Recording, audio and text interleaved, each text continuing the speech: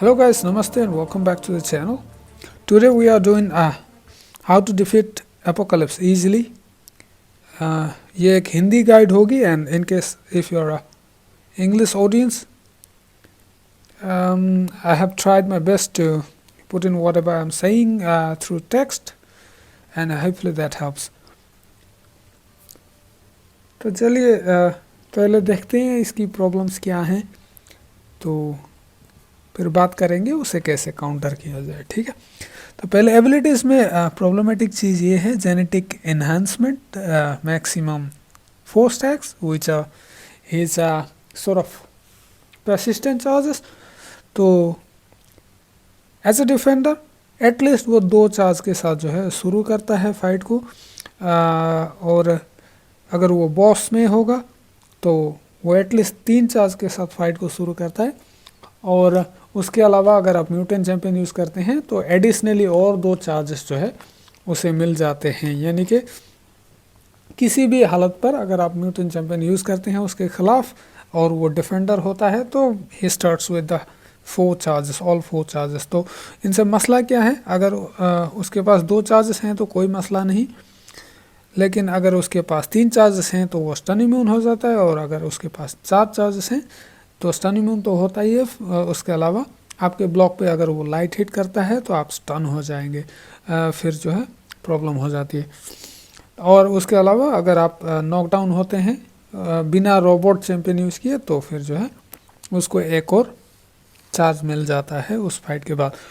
और उसके अलावा आप इवेट नहीं कर सकते, ऑटो इवेट पर रिलाई नहीं कर सकते। हर बार जब आप इवेट करते हैं तो उसके नेक्स्ट इवेट के चांसेस कम होते जाते हैं, और 10 इवेट के बाद जो है वो 0 हो जाती है, फिर आप इवेट ही नहीं कर सकते। तो ये है मसला।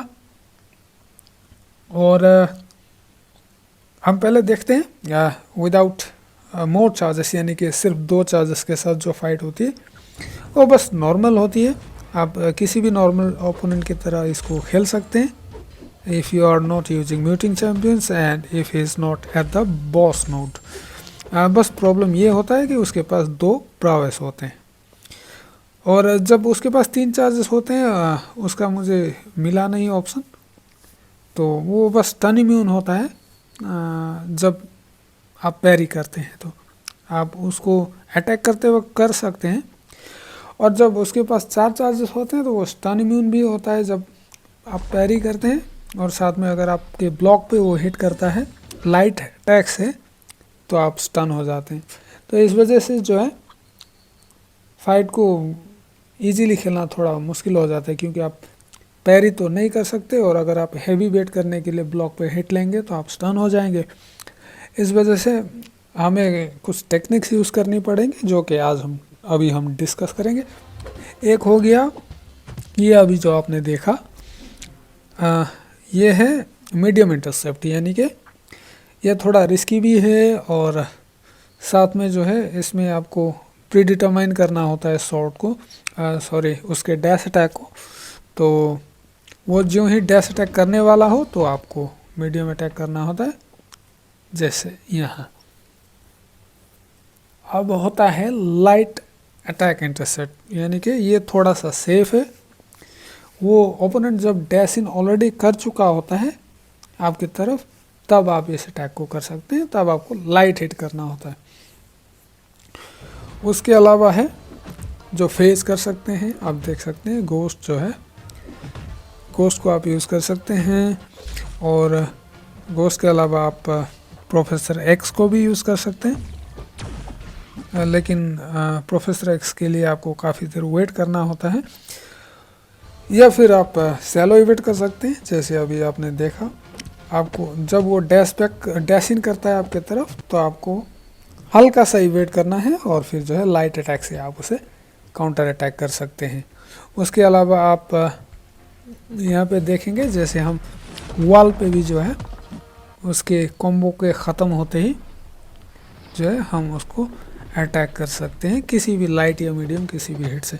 और उसके अलावा हम डेक्सटेरिटी करके लाइट हिट से काउंटर अटैक भी कर सकते हैं। तो अब हम बात करेंगे स्पेशल अटैक्स की। यहाँ प्रॉब्लम ये है कि जब भी आप ऑटो इवेट चैंपियन अगर आप यूज़ करते हैं तो हर इवेट के बाद जो है उसके इवेट के चांसेस कम हो जाते हैं, तो इसके वजह से थोड़ा रिस्की हो जाता है, ऑटो इवेट फेल हो सकता है। तो उसके लिए आप यूज़ कर सकते हैं फेस करने वाले चैम्पियंस लाइक टाइग्रा, जैसे कि आप देख सकते हैं, लेकिन आपको स्पेसिंग बहुत ही अच्छे तरीके से करना होगा। उसके अलावा आप जो है टेलीपोर्ट करने वाले चैम्पियंस यूज़ कर सकते हैं, जैसे कि नाइट क्रॉलर हो गया और फिर प्रोफेसर एक्स हो गया। उन्हें टाइम अच्छे से करने की ज़रूरत नहीं होती है, आप बस डेक्सट्रिटी करते हैं एक अंदाज़ा लगा के, तो वो हो जाता है। अब हम देखते हैं स्पेशल अटैक्स कैसे किया जाता है डेक्सट्रिटी। तो स्पेशल अटैक्स में टोटल 6 हिट हैं, एक किक, एक पंच, फिर एक पाँव जमी पे वो मारता है, फिर उसके बाद 3 प्रोजेक्टाइल आते हैं।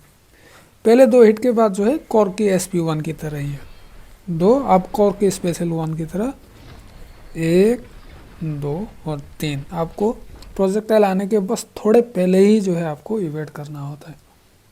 और अगर आप वॉल पे होते हैं तो आपको सारे के सारे हिट्स जो है वो डेक्स करने होते हैं, वरना इन अदर सिनेरियोज आपको पहले 2 हिट डेक्स करने की ज़रूरत नहीं, आप डिस्टेंस मेंटेन करके भी उससे बच सकते हैं। अब बात करेंगे SP2 की, तो ये है इन नॉर्मल स्पीड SP2 ये है, जिसमें 8 हिट होते हैं। पहले 2 पंचेस आते हैं, एक नीचे से ऊपर जाता है, फिर एक ऊपर से नीचे, फिर 3 उसके गोले आते हैं, एक नीचे से ऊपर, ऊपर से नीचे, 3 गोले आते हैं, 2, 3, फिर जो है वो 2 एल्बो से मारता है और फिर एक फ्लाइंग किक आता है। और वॉल पे जब आप करते हैं तो पहली बार की तरह आपको सारे के सारे 8 हिट डेक्स्ट ही करने होते हैं। तो कुल मिला के ऐसे जो है आपको करना होता है। तो कुल मिला के यही था, आपको ज़रूरत पड़े तो आप स्लो मोशन करके पार्ट्स को देख सकते हैं। मैं होप करता हूँ कि आपको वीडियो अच्छा लगा होगा। तो अच्छा लगा तो आप लाइक करें, वीडियो को शेयर करें और चैनल को सब्सक्राइब करके मुझे भी सपोर्ट करें। मिलते हैं आपके साथ अगली गाइड वीडियो या किसी और वीडियो के साथ, तब तक के लिए take care and bye bye.